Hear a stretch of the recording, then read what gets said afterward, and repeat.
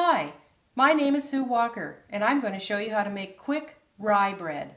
This recipe will make 3 small loaves or 2 large loaves.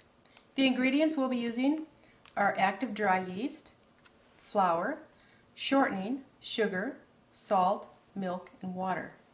The first step is to dissolve the dry yeast in warm, tepid water and a little sugar.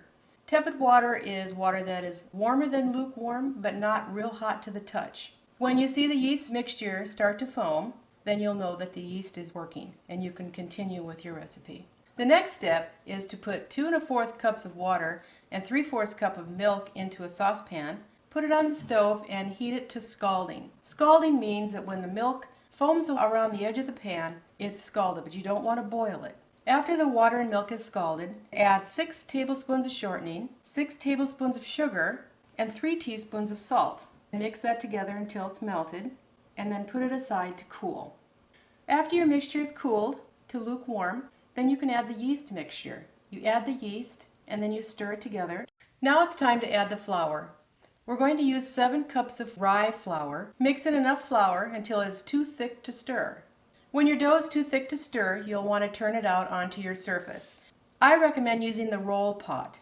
Before putting your dough onto the roll pot, you'll want to put the rest of your flour into the middle of your surface, and then pour your dough into the flour. And using your hands, you'll want to knead that flour into your dough, and you just keep kneading and kneading and kneading until the flour is gone. And when your dough is elastic and not sticky to your hands and not sticking to the surface, then it's ready. If it's not, you'll want to add a little bit more flour until you get that right consistency. Before you form the loaves, you'll take the dough that you just kneaded and put it into a large greased bowl. Cover it with a clean cloth and put it into a warm place and let it rise till double. Sometimes it'll take up to 90 minutes. After it's risen to double, you take your fist and you punch it down. Now you're ready to form your loaves.